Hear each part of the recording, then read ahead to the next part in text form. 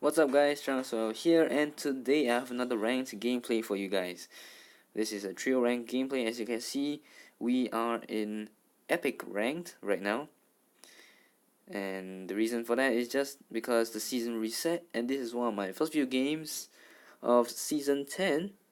So in this gameplay video, I would like to talk a little bit about the season 10 meta, a bit of changes due to some patch notes, as well as adjustments to some heroes as well. And so let's get right into the gameplay. I'm playing in the trio with TZ Baby as Gatotkaca, as well as Tofu playing as Claude. I'm playing as Martis. We have a main tank Gatotkaca, marksman Claude, one fighter Martis, assassin Gujan, as well as a mage Aurora Alice. Enemy team has one main tank Minotaur. They have one marksman Leslie, one assassin Saber, as well as one mage Valier and a fighter Alpha. And here I'm gonna be laning with Alice, because unfortunately I cannot lane with Gatotkaca or Claude, because it means that we don't really have any peel, as in legitimate peel where you can actually tank the damage. Alice went to help Gujan with the buff, but more like just stealing the XP. So whatever, Alice gonna get to level 4 first, but it doesn't really matter to me. It's in this game. As you know, due to the patch notes, jungling has become a lot harder, especially in the early game, because your jungling items, your jungle item will reduce your XP gain from creeps up to the 4th minute. And so of course a lot of people don't buy jungle items now.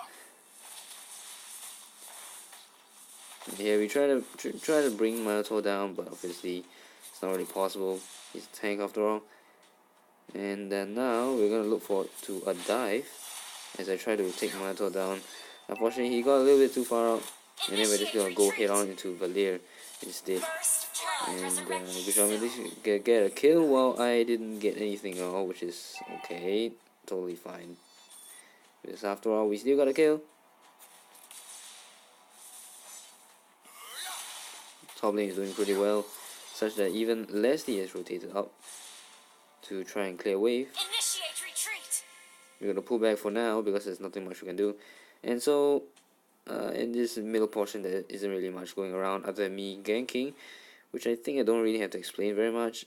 Martis is one of the best gankers in the game, because he is a little bit tanky with his fighter role, and he can have a lot of CC, which is like perfect for ganking as well as damage. You can dive right in here and just try to get a kill. You're gonna recall right there. So there's not really much going on here. It's just you just rotate when you see people like missing on the map, or like when your team like gangs together. Then you just join them for that little bit of oomph to get a final kill without like trading out or anything. Because after all, numbers game really matters. And ganking is quite a key concept, especially now that jungling is much harder. You can't just it'd be difficult for people just farming on. And here I'm just gonna let Gujan take everything on his own, because well, he needs it, and I. So yeah, I'm gonna give it to him. So let's talk about season 10 meta now, because the rest is pretty straightforward until I reach a certain point where I feel like there's a need to talk about it.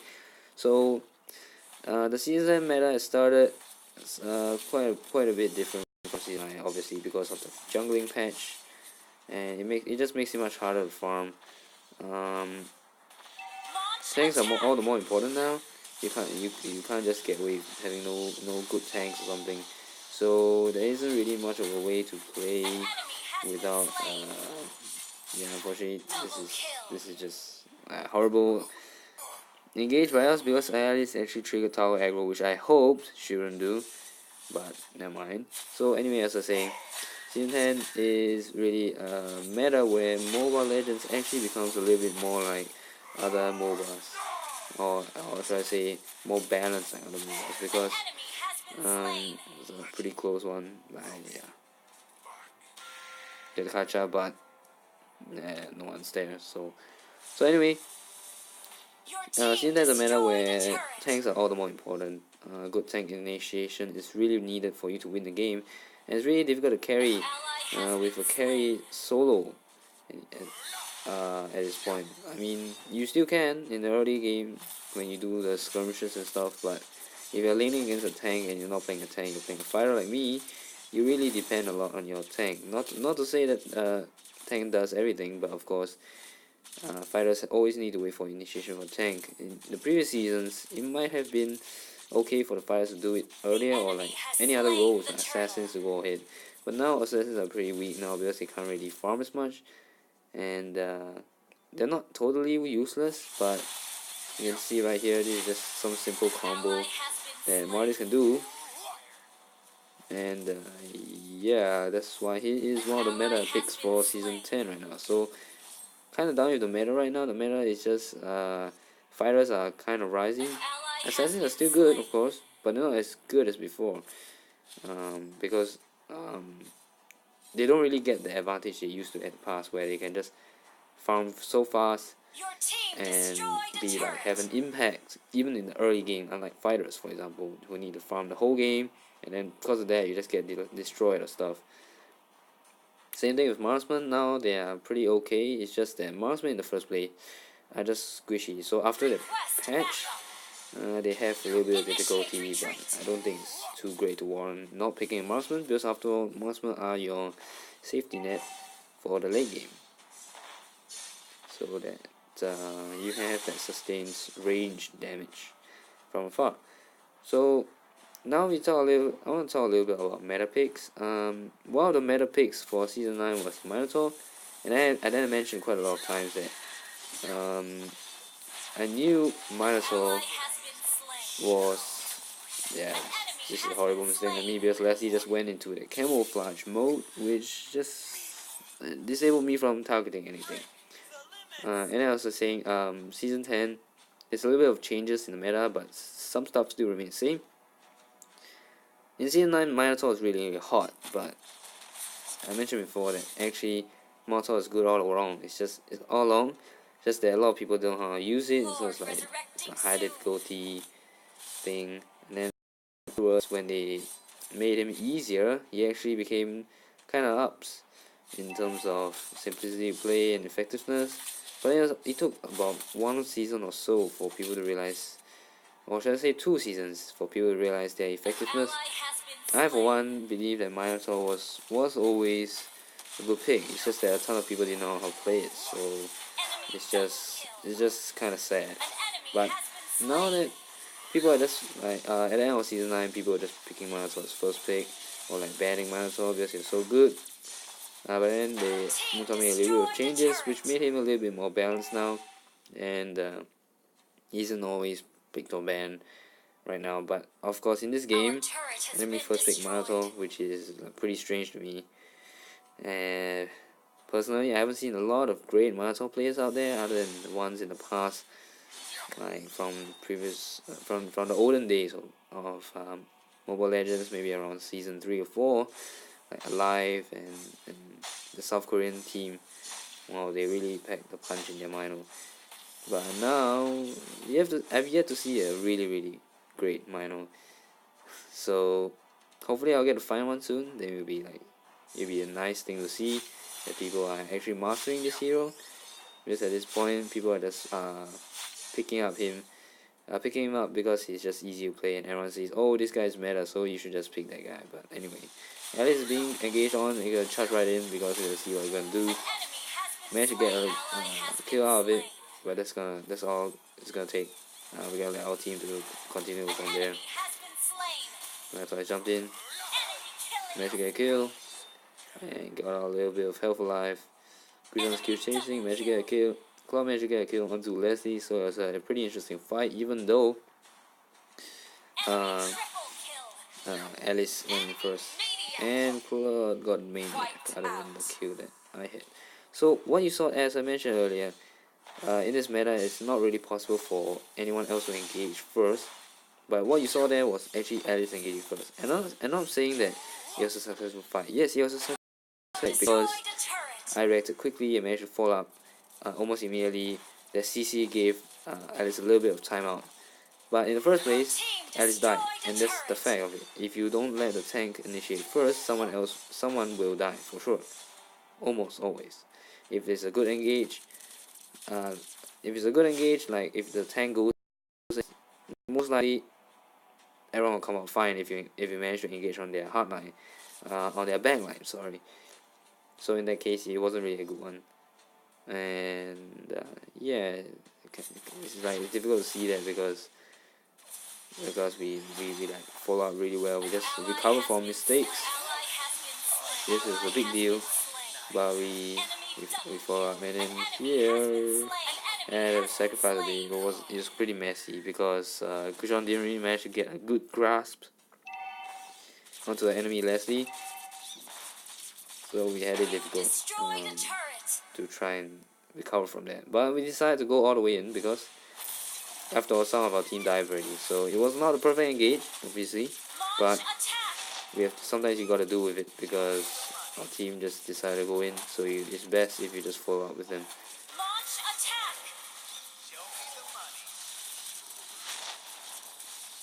Oh, here just showcasing how much damage Claude can punch with this crazy Demon Hunter Golden Staff build.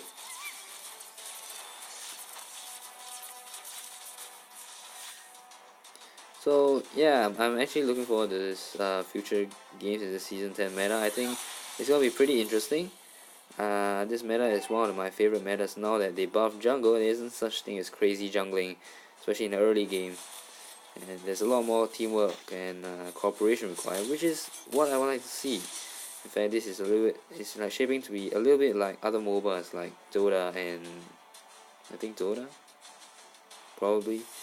It's just you can't just like solo take a buff as an assassin in the early game or a marksman for that matter. So yeah, things are shaping out to be very nice, and I'm really enjoying this meta right now. Of course, at this moment, nothing really much has changed in terms of ranking system. If you're at rapid rank or legend rank, you're just gonna be meeting all these retards around. But there's nothing really much you can do about it, except to team up with your friends who really know what's the concept. Who are really good on this mobile concept, rotating, ganking, peeling, all the above, then you'll be able to get it. And yeah, this is pretty embarrassing. I was trying to get a kill, but Gujan really didn't want to do it. So anyway, yeah, I just need to. It has a great sense. It's very difficult to solo kill, as I mentioned before. I'm quite sure. Oh, there's a very nice pushback by Valir, which caused Gujan to have a little bit of problems trying to engage onto Leslie, and he's gonna die. So yeah, it's pretty awkward. As you can see, all the other players are pretty mediocre. I'm sure you could have realized now. So it's basically the three of us carrying Tofu Baby and myself.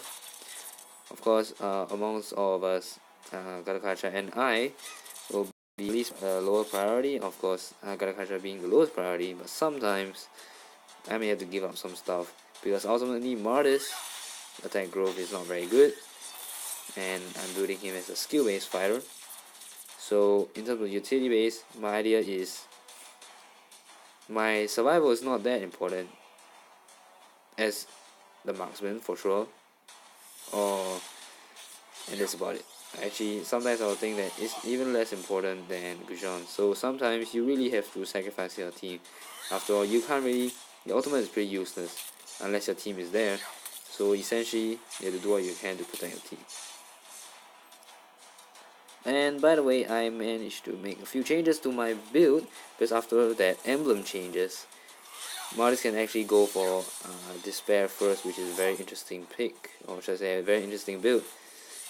So what really happens is because I'm using this emblem called Fire Emblem with the trait being Festival of Blood, I'm able to just build raw damage and just focus on that instead of going for that spell vamp early on, which gives me a lot of benefits, of course, because I can go for Despair first, which helps Martis ultimate a ton a lot. So And I did not expect that much of damage from Saber, so I just did that. And actually, there are quite a lot of mistakes here, and you realize that there are a few instances where our engagement wasn't right. In case we really overstayed our welcome there. I was just stalling around, but our team really didn't engage well. So you can notice that even though we were winning at the start, you really need a good engagement. You need a good tank to engage properly, to do what you need. And Saber just got out of Claude there, just got one shot. Not really much to say here. Gujon is trying to push a little bit, but of course there's a Minotaur here who's trying to defend. It's not gonna kill Gujon, of course, but he tried to clear the wave a bit. The fundamentals of MOBA are all the more important in Season 10. As you saw there, the last two fights were not successful because we didn't really have a good engage. The second fight, or should I say the first fight in the two fights, which was unsuccessful, was that we did not have a good grasp on the enemy backline, which caused us to trade out quite a lot, which is not very ideal because there isn't really much of an advantage, even though we won the fight slightly. And the most recent fight just now, we idle around too much. Gatotkaca is waiting around too long. At that time, we should have made a more split decision or quick decision to either back off or engage immediately. As with all MOBAs, swiftness is important and is the key. Martis has dived right into our backline. Saber is after our marksman is gonna die. And then I had to avoid all the other stuff, getting to Alpha first. And with Lord pushing all the way in here, we're gonna do our best here, but it's gonna be difficult. We're gonna try and get a double kill onto Minotaur, and look at this Saber dude coming with all this damage. We're gonna have a little bit of a difficult time at this point. We actually thought we were gonna lose because we had so many mistakes at this point. So yeah, it's not the best gameplay, but it's really, I think it's a really important one to show you like what the meta in Season 10 is really like, and about public players in general. You can't just hold on and hopefully win. Just you can just carry your trio. No, not really. You need your good team. In our case, we actually made quite a lot of mistakes on our part. Gatotkaca is gonna engage right now, and Claude's gonna die again. But we managed to fend off a Lord, and we managed to clear lane as well. Valio went in to die, basically. I'm sorry, actually Alice went in, causing managed to get a kill on the Valero, but Alice went too far. You can see a ton of mistakes coming out right now as all these epic players are showing their weaknesses. And at this point, what we really need to do is just to remain calm, because after all, we had the advantage at the start. We know we can do this, and the important thing at this point is to group together and find openings where available. You gotta try to push this Minotaur in, because we realized he was kind of on his own. And his team is coming to back up now, so I'm gonna back off first. Gonna make sure that I don't get caught in his ultimate. Managed to get a taunt onto Leslie. We're gonna engage right now. Get a kill onto Leslie. And Minotaur is here. We're gonna get a double kill onto Minotaur. And now there's Alpha coming in right now. Gonna chase after Alpha, but use ultimate, so I'm gonna just stop the chase, because who knows what lies on the other side, right? And now we're gonna go back to our objective. We see that now that we have two of the enemies down, including their marksman, they really lost their key source of sustained damage. Gujon is going in for the engage. Not sure why, and he just pulled out. I'm gonna engage right now because I use flicker. Managed to dive. Trying to chase after Alpha. Unfortunately, used ultimate at the wrong time. Saber managed to get away. It's a huge mistake on my part. We're gonna try to engage again, but we kind of failed. But of course, at this point, we just don't give a fuck and just gonna hit the tower. And that will be the game. So GG, well played. Really, it's almost just one. Because after all, I think this is one of our later games in the day. I think probably a few maybe 1 or 2 a.m. We're all pretty tired. We're gonna stop after the game. But all the while, it was a pretty well fought game. The time here doesn't really show when the game was played, it just shows when I actually recorded this gameplay. So or should I say when I play this gameplay. So I hope you guys enjoyed this video. Season 10 meta is shaping out to be one of the best metas in my opinion. I'm looking forward to it. Some of the old meta heroes stay, like Martis, and some of the and some of the assassins. Not really much of Lancelot, but Gatotkaca is turning out to be a very nice one, especially after that Vengeance battle spell. And of course the same old stuff. Milestone isn't that great. If you don't really know how to play him, you can't just play him because you think he's meta. So I hope you guys enjoyed this video and enjoy this interesting gameplay. There's a bit mix of good and bad, which you can either learn from or just, well, you can just learn from both the good points and the mistakes. So I hope you guys enjoyed this video and found it useful. This is John, so signing off, and all the best to you on the ladder for season 10, and happy grinding. I'll see you guys next time.